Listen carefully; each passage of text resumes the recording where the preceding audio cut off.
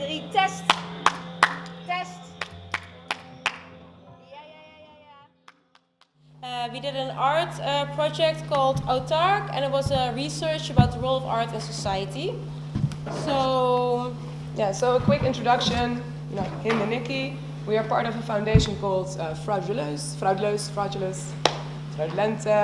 Frauduleuze. Doing fraud. Things. Commenting fraud. It started in Rotterdam. We organized parties, did exhibitions, had a shop. We tend to make use of our network and elaborate on this and make it larger and larger and larger.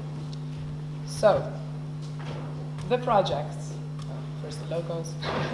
Very important, some short related. So, our project can be divided in 3 different segments. So we have 3 years. We have 2014, which is metamodernism. There is 2015, where we actually traveled. And then obviously 2016, 6012, so which is now. And so that's neo-nihilism. So we'll begin with 2014, when the project began, Autarc, metamodernism. So first I would like to explain to you what metamodernism is.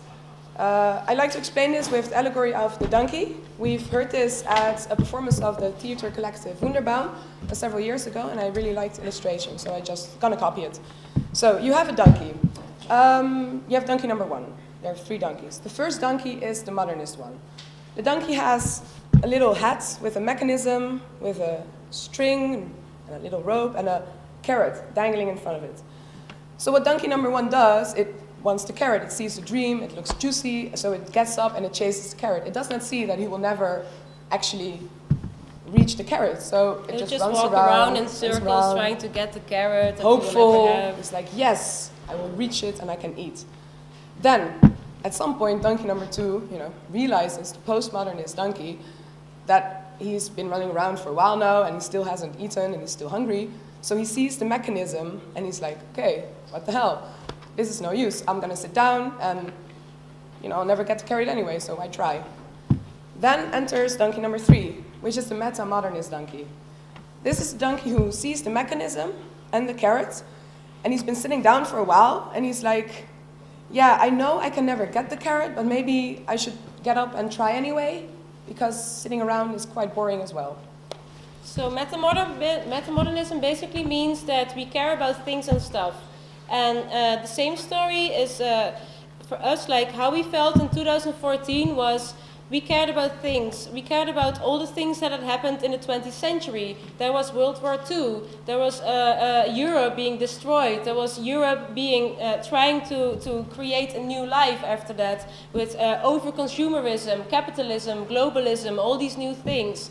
Afterwards, we get like economical crisis just a few years before we actually graduated, like when we started our project.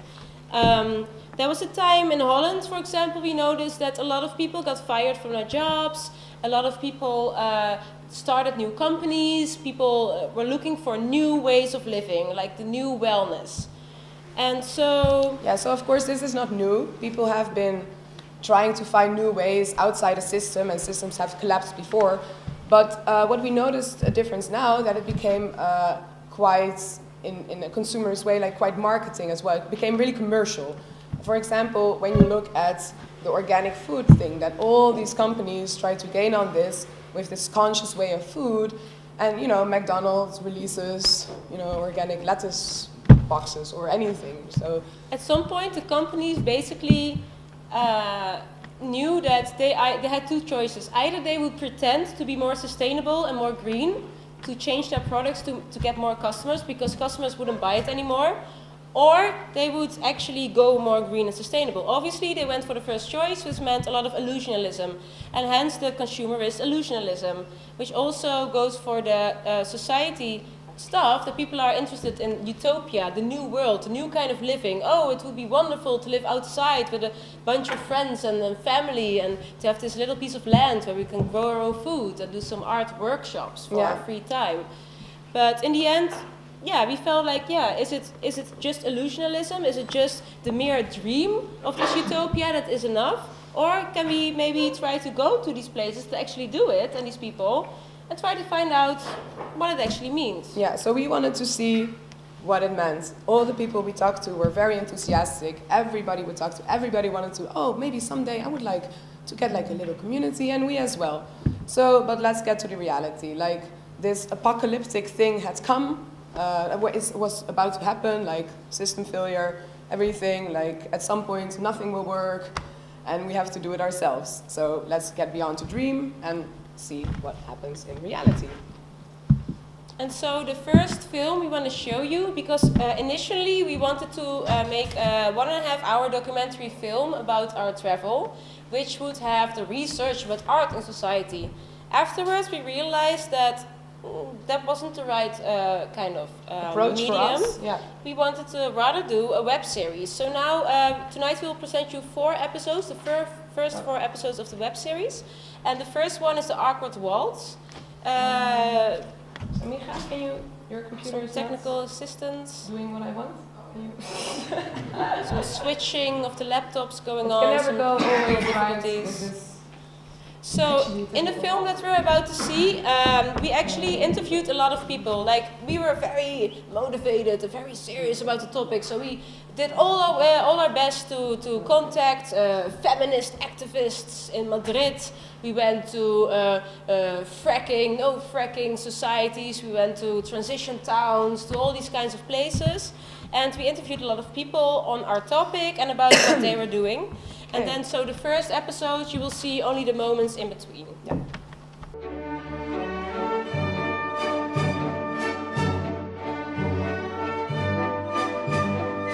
So after this, we want to talk about our hypothesis. It's 2 questions based. How is a society constructed, and what role does art has to play in this?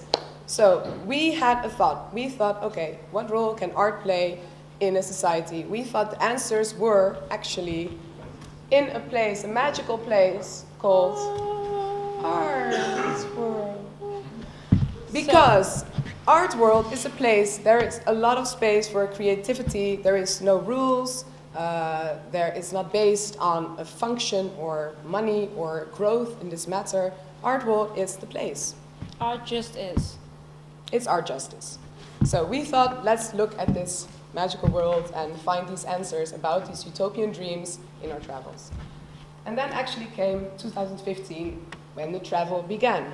So before we started to travel, we spent 1 year in our meta-modernist year looking for funding, talking about the subject a lot with a lot of different people that we never met before, just like making some interviews and talks, and then we applied for 20 different funds. We didn't get any of them. In the meantime, we started to notice, like, okay, we're never going to get any money for this travel, so okay, let's just organize the parties and do the things that we always like to do in Rotterdam. So there was frauduleus, we did a lot of stuff for Ootjers, for example, a lot of parties. We did some crowdfunding, and with all these little means, we were barely able to get a really old van,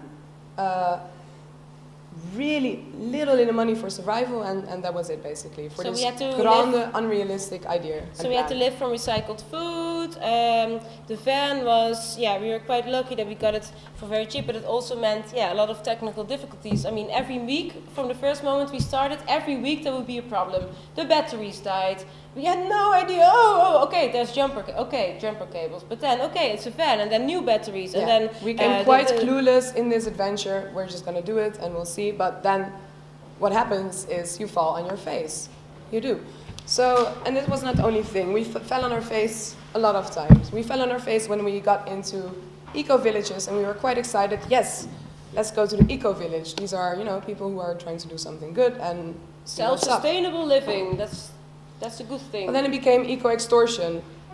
We realized the first place we went to, this eco-village, was in Portugal. And we saw this kind of the patrons sitting there in their like really, expensive organic shop. Whilst on the land in the back, where they didn't even live, they lived in an apartment, uptown. Uptown. And there were people like travelers and other people like working for free for their shop. So you have free laborers working, sweating their asses off to create the products that other people will sell in their overpriced shop that is air conditioned. For the good story. So we felt a bit double about that, like, okay, so, And then after that, we went to our second place, which was also in Portugal. It was a very lovely place, very remote. It was run by a couple, a Swiss couple. The guy was an artist, but he didn't have any time to make arts anymore, and the girl was into agriculture. But what they did, they've been living there for half a year when we got there, and every morning they would wake up at 6 in the morning, and they would finish at 6 in the night. So it's like 12 hours of labor a day to create a few hectares of food that you would grow yourself. But I don't know, at this point we realize, but do we want this? Do we want to be do farmers? We want to be farmers? Actually, it sounds nice. You know, grow your own crops and live off them. Very but do I romantic, actually want to wake up at 5 in the morning every day to water them? Like, is this something for me? To only care about the food. And this was not nearly enough for them to survive. So we kind of, ran into, our own self. We saw a lot of people, like the bongo saviors, which were like people play the bongos all day. big like communities with a lot of nice yurts. And when you come there, you're like, oh, this is a nice creative place. But in the end, you just see, like circles and circles of weed-smoking teenagers playing the bongo. Who think they can save the world, but actually they don't, because they're just smoking ganja. And so this compared, it kind of broke down all when our engine broke down, when it was in Andalusia in July. So engine broke down because we forgot to oil it. So now it's out. Everybody knows. Very embarrassing. It's our own fault. We didn't get enough oil. We forgot it, and therefore we were stuck at this place. We got it towed actually to the place, was quite close to there. We got adopted by this Rotterdam family, very lovely. They were living with a couple, 2 kids and 4 dogs in the same small 508 Mercedes that we have. And there we really learned what it means to actually live like that. Because before that, every time we went to a place, we're like, this is shitty, this sucks, let's go to someplace else. And then now it's like, okay, the engine broke down, we can't. So, and it was July, August in Andalusia, 45 degrees heat. It was even a heat wave there, it was, even for them it was extraordinary. And then you had to walk 2 hours a day up on a rocky old road to get 5 liters of water a person, to carry it down 2 hours again. And then you would consume it in a day, and then the next day you had to do it again. So there was no shade, there were just little olive trees. There was a small little river with water snakes dancing and hospital waste, water being dumped. So it was quite a realization. So, okay, this is off-the-grid living. This is the utopian dream. A very good friend, Erik, from the former bus of Roodkapje, was terminally ill. And so we decided to, this is heavy news, we have to go back to Rotterdam as well. So we decided to, when we heard about this, we decided to drive straight to Salau, to the Costa Brava. It was just actually the day that our engine got fixed and we could finally go away from this place. We heard the news. So then we drive to Salau, because he would have loved that. And we made it a little film for him, a goodbye film. And, well, it's a very personal film. We never showed it to anyone, except Erik, of course. And yeah, we just want to share it with you, because it's also the closure of our collaboration with Roodkapje. Yeah. Oh, there you go.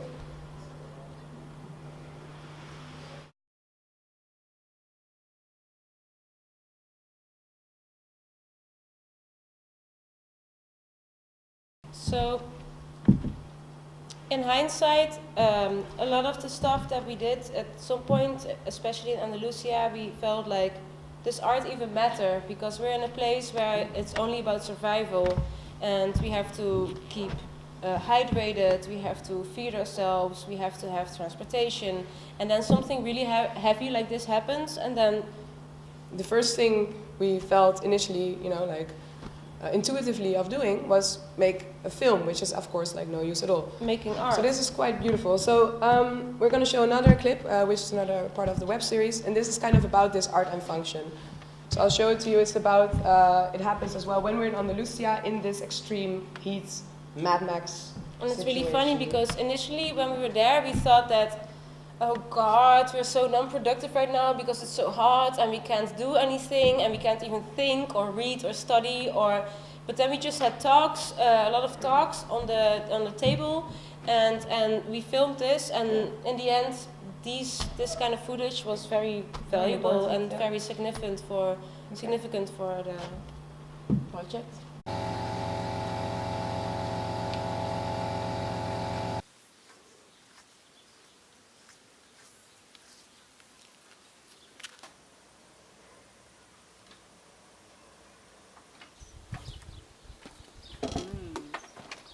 Yum yums. Bon appetit. Buon appetito.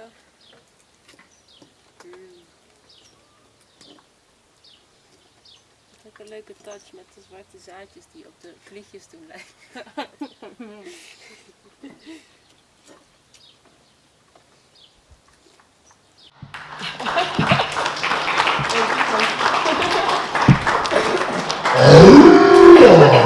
Tring, tring.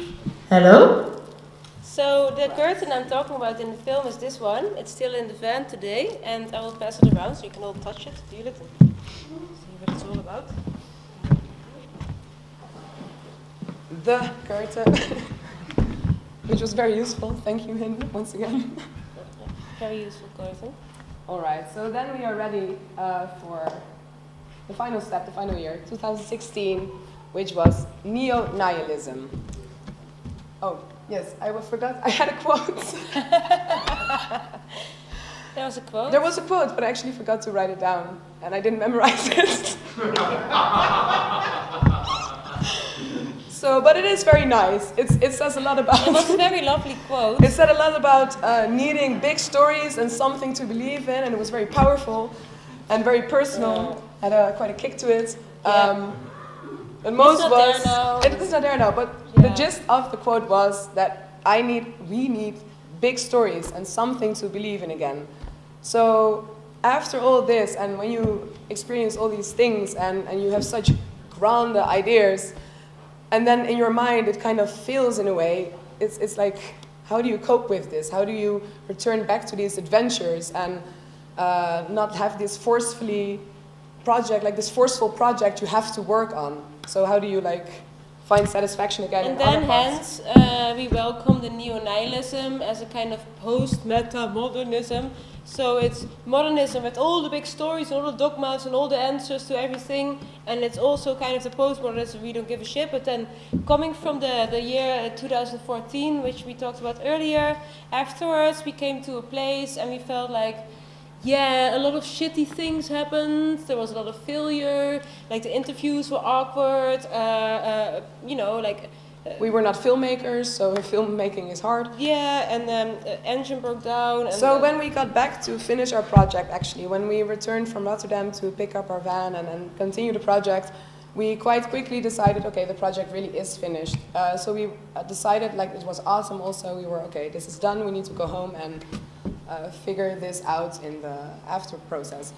But then we came to a little squatted village in France called La Valette, and we stayed there for 2 months. actually, we just Unexpected. wanted to go there for a little shower.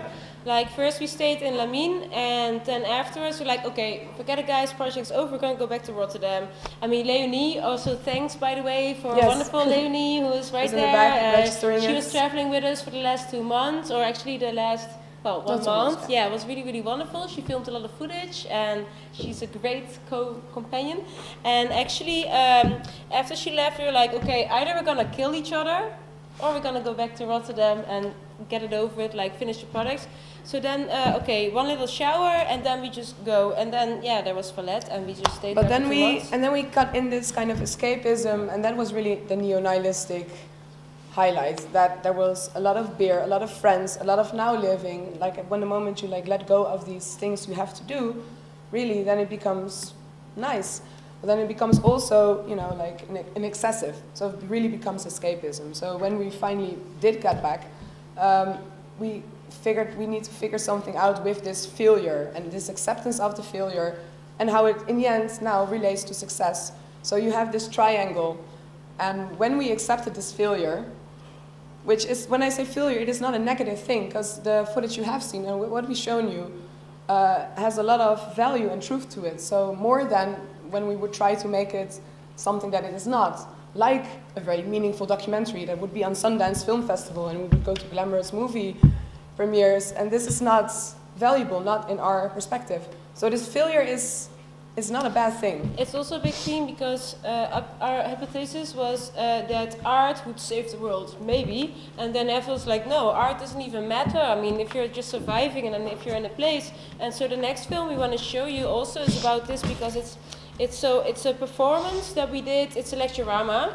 Lecturama number 9, I think, and it was about New Age activism, a theme that we worked with several times. And so in Valette we found it was really appropriate because a lot of people were very passive there, so we felt like, yeah, let's do some New Age activism. And then after that, when we came back in Rotterdam, we did a pre-edit, and we remember that after this performance we were very pissed off because a lot of people were very drunk, there was no attention, people were shouting to each other.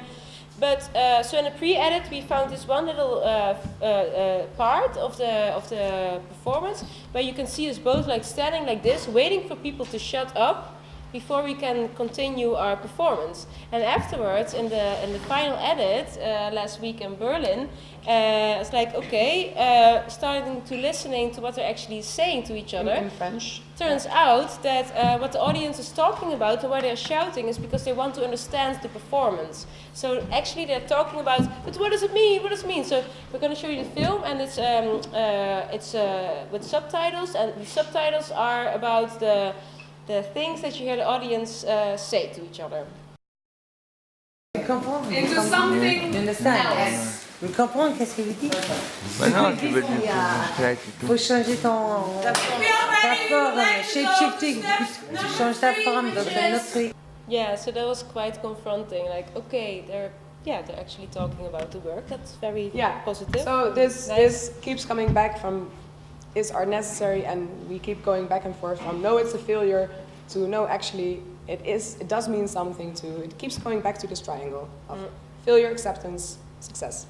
Yeah. So and in the end, basically a lot comes down to the fact that we start from this conceptual art ideas. Yeah, this would be great to make everything into art stuff and utopia. And then afterwards you come into reality and see, okay, maybe it's not, exactly like that.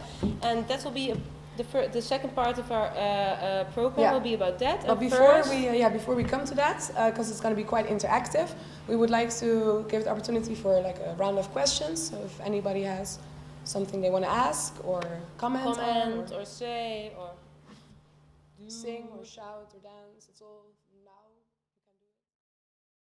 The realm of 1 represents the engine breaking down, the heat, the food, the beers, the fun, and the realm of 0 represents the ideas, the dreams, the hypothesis, the intellectual. Non-physical world of concept and high ivory towers to the realistic actually doing it and actually seeing what's going on in your environment.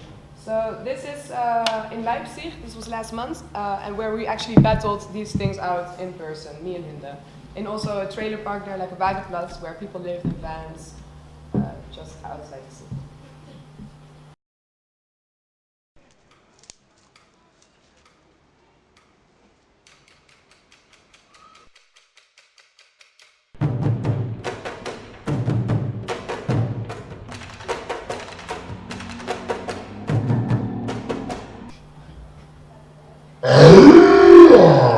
Tring, tring. Hello?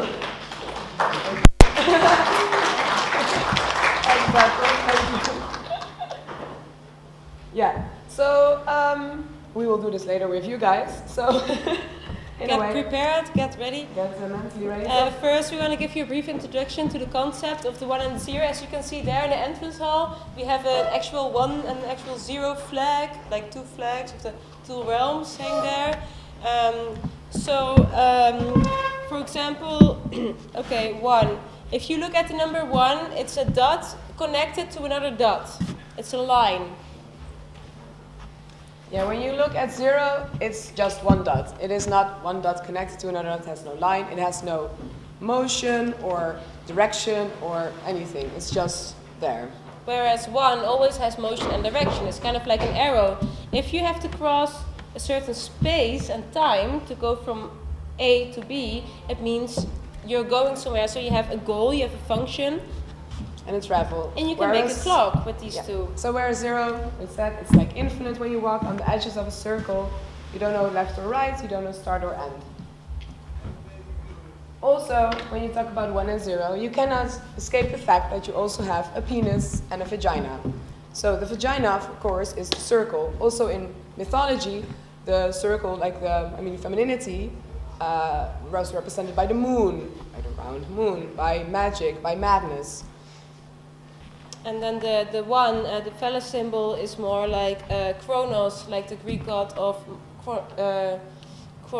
Chronos, chronologically time. It's a penis. Time. 1 is a penis, and 0 is a vagina. And when you put them together, you get, new worlds. That's basically it. It was really funny when we were in Leipzig. We had like a pre-presentation of what we're doing tonight, just to try out some stuff.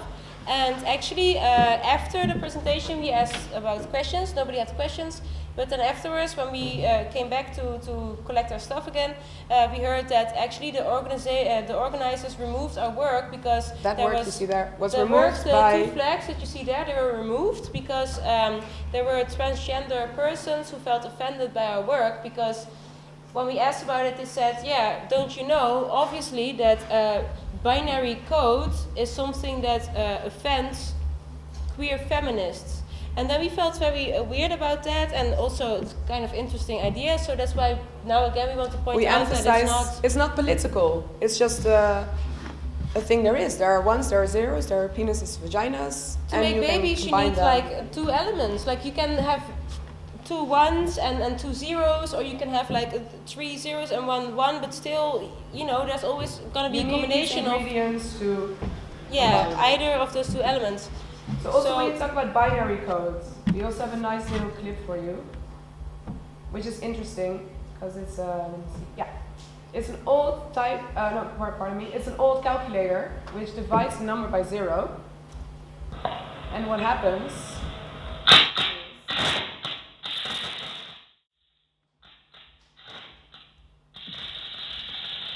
So what happens is it will continue on infinitely.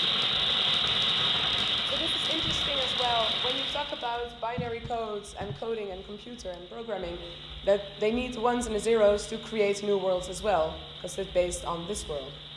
So, when we talked about apocalypse, and afterwards we talked about how apocalypse maybe is already happening, we felt like maybe it's nice to create an on-off button, which is the combination of the 1 and the 0, and we can make a catalyst for apocalypse. Yeah. So you push the button and then apocalypse starts. Push the button. Because now the team building exercise will begin. So we will ask you to stand up, everybody. And the tables will have to be moved.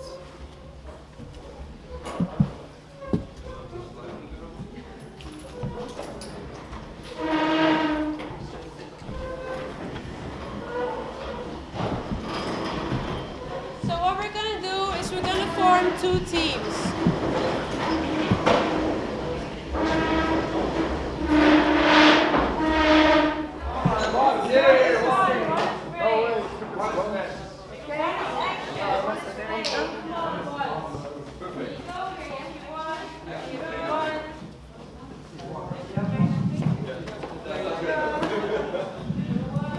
We don't have enough for everybody.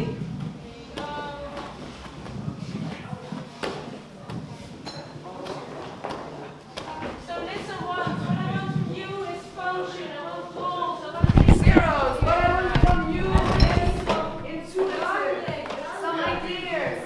Will really work in this world. We didn't say start yet.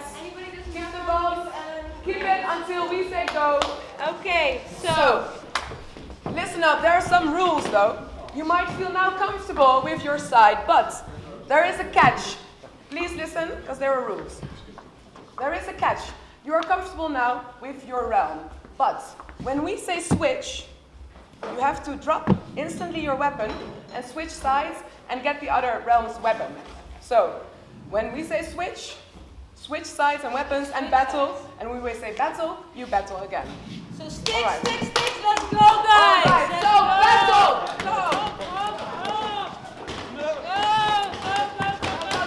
Come on, Zeros! Come on, Sticks, you can do better than that! Hey! Switch! Switch!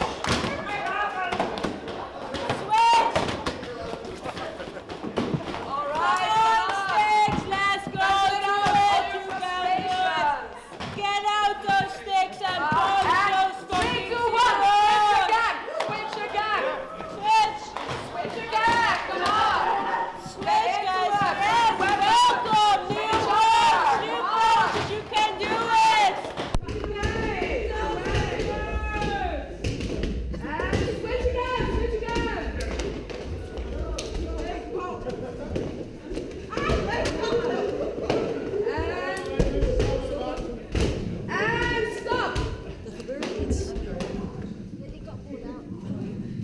Wow, we don't have any more. We just created apocalypse.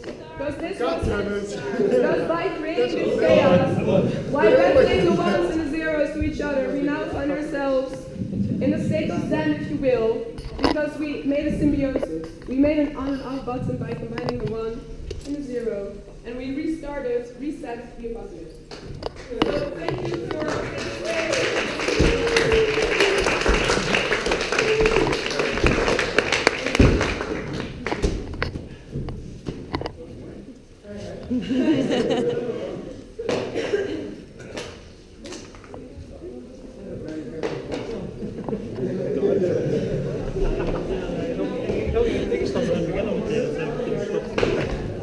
Nee, zo wel. Ik wil eigenlijk meteen iedereen gewoon bam. Dat is wel leuk, ja. Oh, ja, een beetje buiken. Toen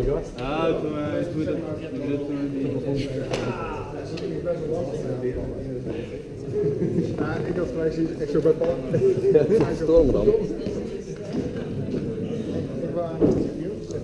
Vast 3, ja, vast 3. Wel, hier hebben we